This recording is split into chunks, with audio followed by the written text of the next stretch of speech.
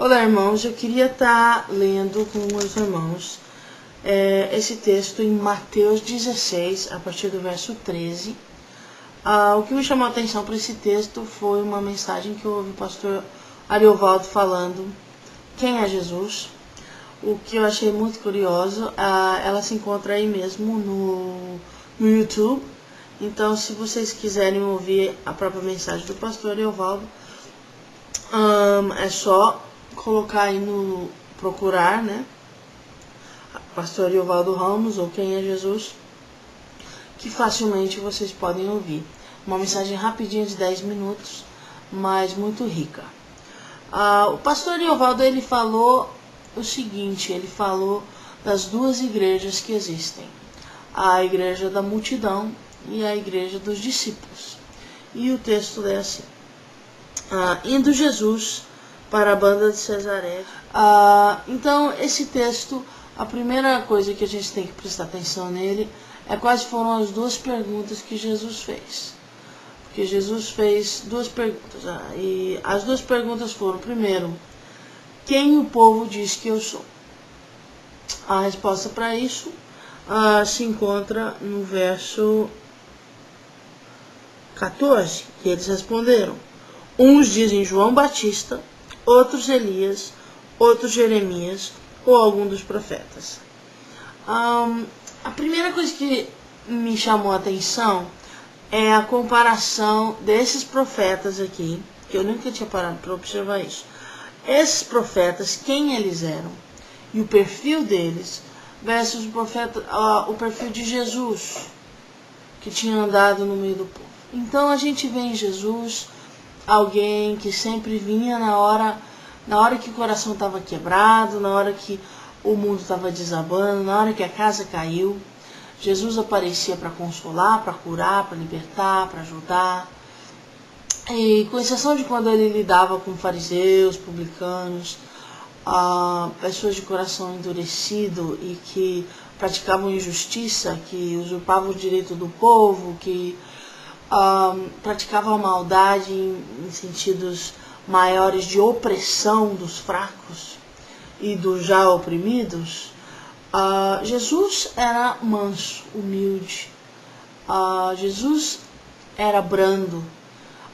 E esses profetas, Jeremias, a mensagem de Jeremias era tão forte que lançaram ele numa vala, sabe? Fizeram um buraco 4x4 e jogaram ele lá dentro, porque não aguentavam mais ouvir a voz de Deus através da vida dele, dizendo, se arrependei. João Batista chamava os seus ouvintes de raça de víboras.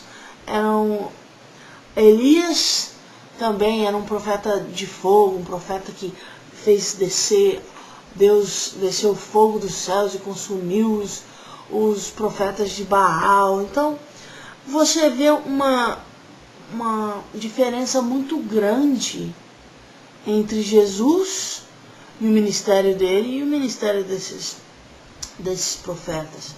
O que o pastor Ariovaldo menciona de uma forma muito clara e muito sábia e muito correta, que havia uma incoerência. Então as pessoas perguntam, mas por que essas pessoas estavam associando Jesus com esses profetas?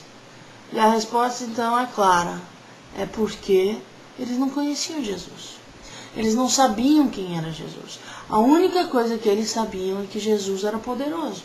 Jesus era poderoso da mesma forma que Elias era poderoso, da mesma forma que João Batista veio de uma forma poderosa, da mesma forma que Jeremias, todas as suas palavras de cativeiro se cumpriram no exílio da Babilônia. E Jesus eles viam como alguém de poder. Então eles estavam indo atrás de Jesus por aquilo que Jesus podia dar para eles. Se era pão, se era peixe, se era cura, não importava. Ele era poderoso. Então eles se submetiam a ele, não porque eles queriam conhecê-lo melhor, não porque eles queriam saber mais de Jesus, sentar aos seus pés, desfrutar da sua companhia e da sua sabedoria, ou de um relacionamento com ele, mas porque eles queriam obter favor. E o pastor Ari chama esse grupo de pessoas da igreja da multidão. A segunda pergunta que Jesus faz aqui é uma pergunta voltada para os discípulos. E em voltando essa palavra para os discípulos, ele pergunta: e vocês, quem que vocês acham que eu sou? E aqui a gente vê Pedro, no versículo 16, respondendo. Simão Pedro disse: tu és o Cristo, o Filho do Deus vivo.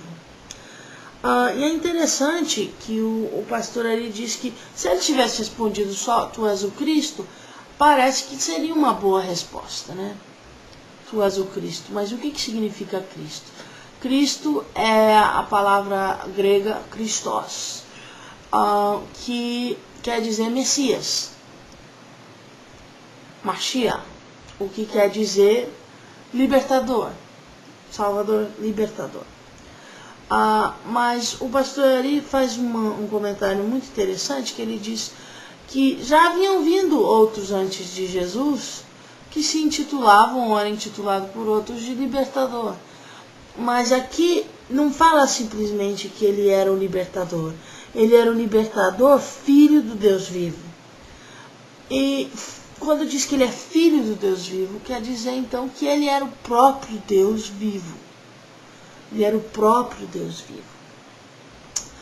E isso determina um conhecimento, não do Pedro, porque Jesus, a isso ele diz que não foi nem carne nem sangue que vos revelou, mas significa que o Pedro ele não está olhando simplesmente porque ele pode obter de Jesus, mas ele está buscando conhecer Jesus, se relacionar com Jesus. E aqui fica determinado, quando ele fala és o Filho do Deus vivo, és o próprio Deus, fica determinado o quê? Que ele reconhece a deidade de Deus, a divindade de Cristo na pessoa de Jesus. Ali, a deidade de Deus, desculpa, na pessoa de Jesus. Então, Jesus é o próprio Deus. Então, nessa confissão, ele está declarando adoração a Deus. Porque é só essa mesmo a relação que você tem com um Deus, né? Você adora. É exatamente isso que o Ari fala na mensagem dele. Então, quando ele disse isso, Jesus diz para ele, não veio de carne e sangue, você não tem o conhecimento, você não tem o cacife, não é? Para conhecer isso. Mas Deus, o próprio Espírito Santo, revelou para você isso.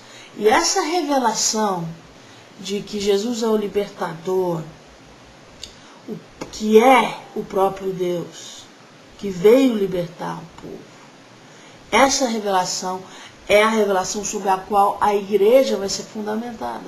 Ou seja, para se ser igreja, você tem que entender isso. Você tem que entender que Jesus não é simplesmente um rei, não é simplesmente um profeta, não é simplesmente um libertador, mas ele é o próprio Deus que se fez carne, como está lá em João, né?